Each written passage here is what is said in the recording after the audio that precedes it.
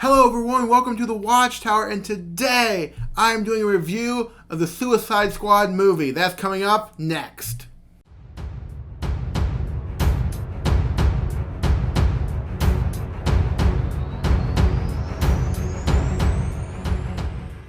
Welcome to the Watchtower everyone, and like I was saying, today I'm going to be doing a review of the Suicide Squad movie.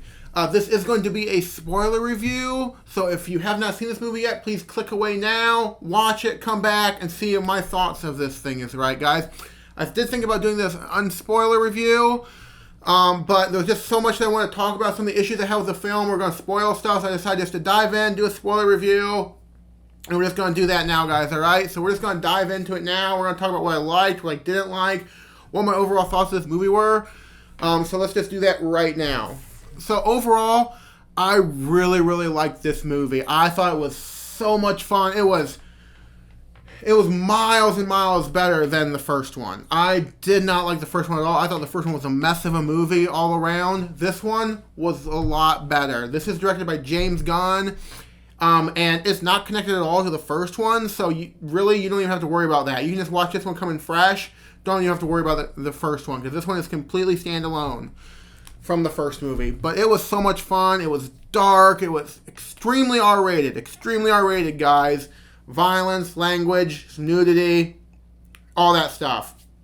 So extremely R-rated, but this was so much... I thought this movie was so much fun. Was it a perfect movie? No, by no means was this a perfect movie, but it was a lot of fun. One of the big things I liked about it was the humor. A lot of that traditional James Gunn humor in it. If you've seen anything of James Gunn's other stuff, you kind of know what you're going to expect for it, but it's very, very dark, very mature, somewhat childish at parts, the humor. Very, very funny, but I also like the humor was very situational. And it wasn't just, let's just try to force a joke in here, let's just, fit a joke here, fit a joke there. Not like that at all. It was very situational. It felt organic to it was really like people were talking about stuff, and it wasn't like they were trying to make jokes. It was just the stuff that they were saying was funny. So a lot more situational. It wasn't characters trying to be funny. A lot more situational humor, which I enjoyed. I hate when movies try to force humor in. So I really like the humor in this. Yeah, really good. I also now want to talk about the characters, guys. And there are three characters in this that I think that really stood out. And that is Bloodsport, Polka Dot Man, and Peacemaker. Starting with Bloodsport, I thought Idris Elba as Bloodsport just killed this. I thought he was so good. I mean, I'm a huge Idris Elba fan, so I'll really watch anything that he does. But I thought he was so good in this. I really liked his character and his motivation for doing everything, and just he was really good. He was just, if you want someone to play a cool bad guy, get Idris Elba, because he's awesome. And then also, I really thought that Polka Dot Man was really great as well. Portrayed by, I think, I'm going to butcher this name, but David Dalsmachian. I thought he was really good. Just such a good job of playing just this kind of this sad character who's had just a really terrible life. And I thought he just imbued this character with sympathy and stuff, and I just thought he was just such a great character. And then the other one that I was surprised did a really good job was John Cena as Peacemaker, because John Cena is really hit or miss for me. I think sometimes he does a good job, and sometimes he's just terrible and stuff. But kudos to James Gunn for giving him the perfect role, because I thought he was really good at this. He was funny at times. He had some good dramatic beats at times. I thought he did a really good job of playing Peacemaker. Really good job. I was also really glad in this with character-wise that Harley Quinn, I thought, was a little bit subdued. I feel like sometimes, especially in the first Suicide Squad movie and in Birds of Prey, sometimes Harley Quinn and her personality just takes over everything. And anybody else is in the room, they just get lost and everything. It's hard to have anybody else in the scene with her, because she just takes over, and the way they write her and everything is she's just so over the top, it just drowns out everybody else. But I like that they kind of dialed Harley Quinn back a little bit. Yes, it was still the same old Harley Quinn that we're used to. And Margot Robbie, I think this was her best performance as Harley Quinn. I really do. But they kind of dialed her back a little bit, and when she was in scenes with other characters, she didn't just overshadow them. Characters still got, she get lines and everything, and kind of stole some, and had still attention and stuff, and she didn't just take everything away from everyone else. So I like that they did that. As far as some of the other main characters, first off, I want to talk about Joel Kinnaman as Rick Flag. I felt that this character, Rick Flag, was very flat and kind of one-dimensional. And I felt the same way in the first Suicide Squad with Joel Kinnaman as Rick Flag. I thought he was very dull and very boring in that and not interesting at all. This, he's a little bit better, but I don't know if it's just like the character or Joel Kinnaman as an actor, but I felt him to be extremely dull and boring. I did not think Rick Flag was an interesting character. For him to have a large amount of screen time and one of the main plots of the movie thread following him, I thought this was an extremely boring character. And while he was better than the first, in this movie than the first one, I still found him to be extremely boring and not an interesting character to follow at all. And then as far as the other two main characters, Polka Dot Man, Ratcatcher 2, and King Shark. These were both okay. I really found, when I first watched it, I really liked Ratcatcher, but, the more I thought about it, I really couldn't tell you, that much, about her. I thought the actress did a fine job with what she was giving, but I didn't think, I just felt like there wasn't just enough there to really, we found out about some of her backstory and stuff and her dad and everything and stuff like that, but I felt like there wasn't, enough with this character to really, really get her. So that, and then King Shark was fine. He had some good, funny moments, but really at the end of the day, he was just a big CGI, shark. So, he was kind of the Groot of the group, where he was powerful and, the most powerful member and almost indestructible, and you couldn't hurt him and everything. So he's kind of the Groot of the group, in the first Guardians of the Galaxy. And I'm just using that comparison because James Gunn did both, so I'm just using that as a comparison. But he was kind of like that, just, couldn't hurt him, indestructible, kind of dumb, couldn't say too much. So, he was fun, but there was some stuff with him that I felt like could have been cut out and we didn't need. The whole part where he's in the aquarium when he finds the fish thing, I don't think we needed that at all. I think it didn't pay off. The thing was, and then because the fish attacked him, I didn't think that any of that sequence was really needed with him just jumping around with the fish and everything and thinking that he found friends. I really felt that whole sequence was not needed. You could have really cut most of that out and just could have had him in the aquarium looking at fish in there. I don't think that we needed the whole thing of him running around and everything with the fish and everything, and then the fish attacking him when the glass broke and everything. I really don't feel like that was needed at all. So I'm not really sure why I put it in there. It just felt unneeded. I really felt like it didn't really inform that much about the character anyway. We already knew that he had to struggle finding friends and everything, and he was looking for acceptance. So whatever. And then one problem I had with the film as far as character-wise, there were some characters that I would have liked to have more time with. I felt there were some characters that kind of popped in a little bit of time we saw them in, but they were gone so fast that you didn't get to see them anymore. For example, at the very beginning of this movie, there is a whole other team of Suicide Squad members that also go on this mission, and they all die within 5 or 10 minutes or so, besides Rick Flag and Harley Quinn, but all the rest of them die. And you really don't learn anything about them. Most of them it doesn't matter because they really... But I felt like I would have liked to see more of Captain Boomerang, because I think just with a little bit we get with him in this and also from the first one, his personality just pops. And just... I think he would have been a good to butt heads with Peacemaker or Bloodsport. I thought it would have been good to have him butt heads with him because he's kind of an abrasive personality. He's big, and he's braggadocious. I think it would have really been fun if he would have stuck around and he could have butted heads with some of these characters. And then also Nathan Fillion as TDK. I really would have wished that he would have stuck around a little bit more too, because I felt like there's such a charisma to Nathan Fillion and everything, And he's such a great. I just love Nathan Fillion, so I would have really liked for him to stick around more. It's a little selfish on my part, but I would have liked for Nathan Fillion to stick around more. Even though his character superpowers was useless, I would have liked for him to stick around a little bit more.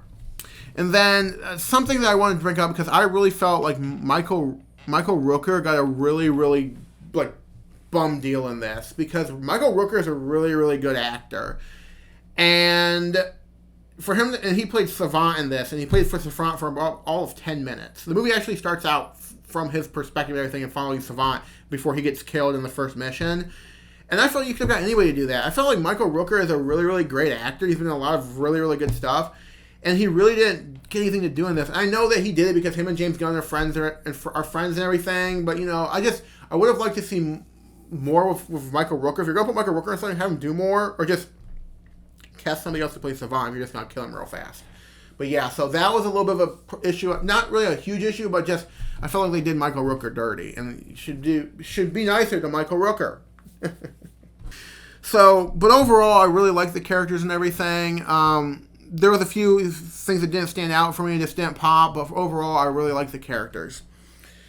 And then, so let's talk about the plot for a second. So the plot is really, really straightforward and simple. Basically, the whole premise of the thing is that there is a coup in Corto Maltese, and the U.S. government is afraid that the people that have taken control of the coup are going to release a weapon called a weapon on the United States. They've known that Corto Maltese has had this thing before, but they've never seemed interested in using it, but now they're afraid, okay, they're going to use this thing against the United States or against other countries.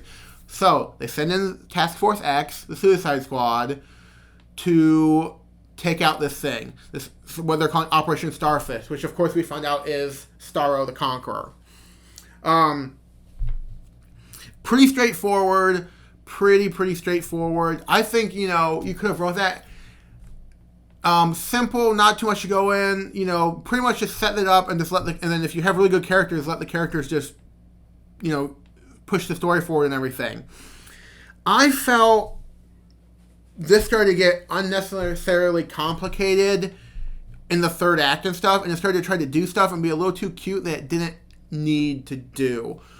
For example, the whole thing where it's revealed that it's actually the United States government that found Starro the Conqueror and put him on Corto Maltese for the royal family to control there, and that the whole reason they sent in Suicide Squad is to destroy that facility so no one can ever find out. I felt that was just super complicated and not necessary at all.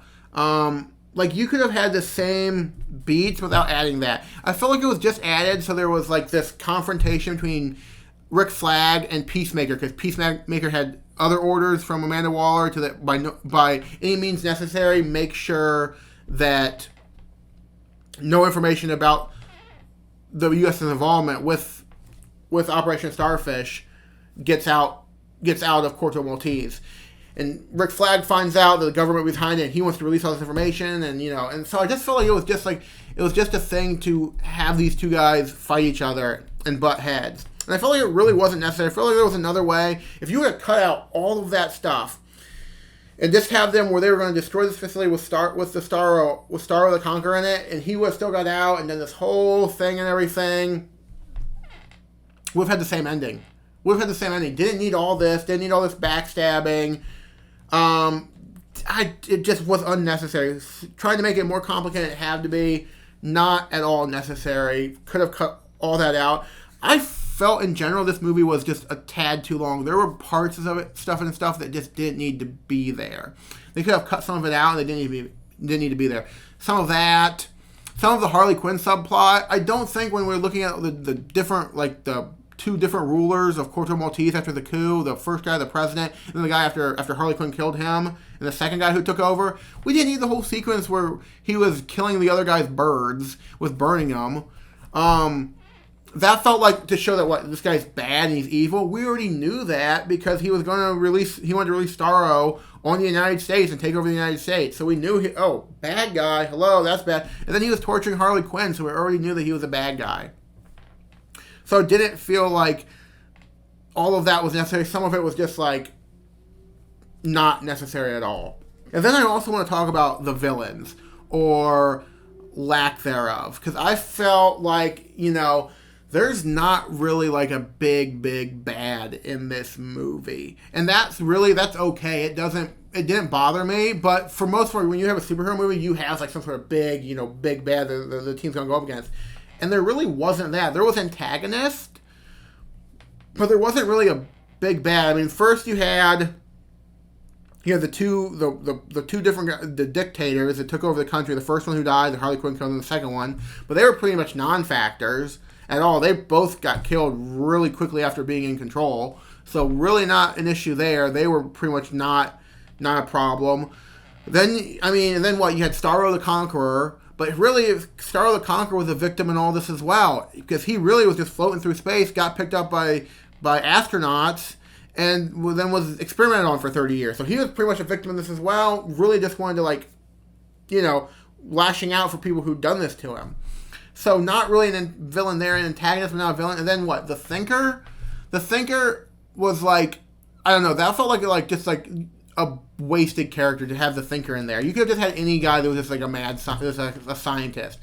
Because really the only thing that was like the Thinker, I mean, he didn't seem to be that much smarter than everybody else. I mean, really, he got duped really easy. I mean, really, you're so smart, and you're gonna go to the same strip club all the time and get captured. Yeah, way to go, idiot. Yeah, good job. So really, I think that guy was real smart at all. And then, so I guess really the overall big bad of this whole thing was the United States government. They were the really ones that were the bad guys. So. I guess we'll find out if this is going to play out more like the Peacemaker TV show and stuff with the United States government, or if they're going to do sequels to this or something, to Suicide Squad.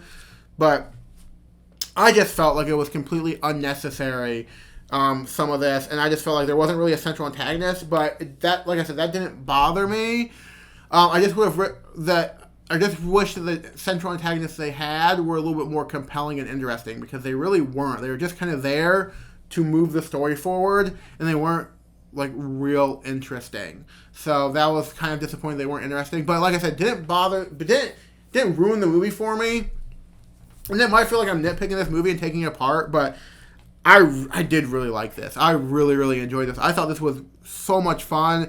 And I think a lot of it was that humor and that character dynamic was what really made me like this movie, because if there wasn't some of that, I don't think this movie would have been that good. If the humor wasn't so good, if some of the character interaction was good, because really the story is pretty straightforward and not very interesting. It's pretty straightforward, so it's the dialogue and the character work that really makes the story pop.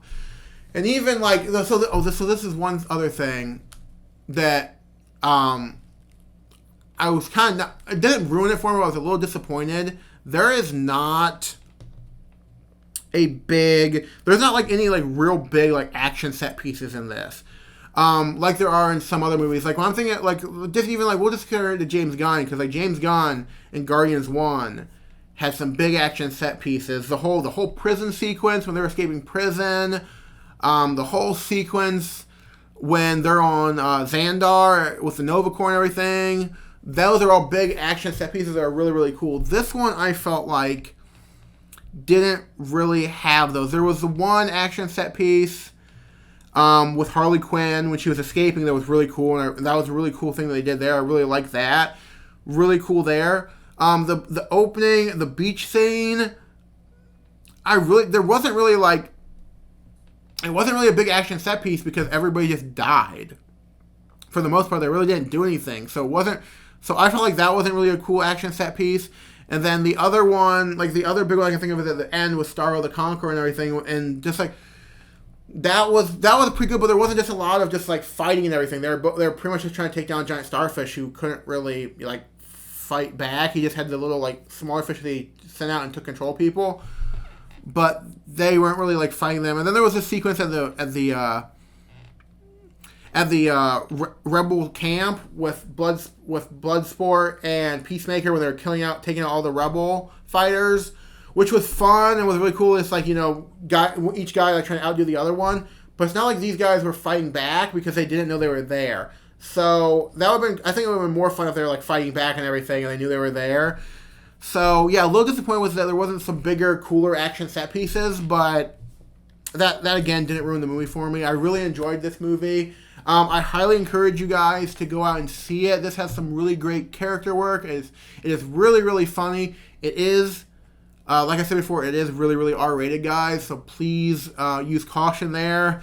A lot of violence, a lot of swearing, gore, some nudity. There's a little bit of everything in this, all right? So just use caution. But guys, what did you think? Did you like this? Did you hate it? I know like some people I've talked to have really loved it. Some people have thought it was just terrible. So just let me know, guys, what you think. I really like to hear from you guys. As always, thank you all so much for watching. Please like, comment, and subscribe, and I will see you the next time I'm logging for Mario Duty up here in the Watchtower.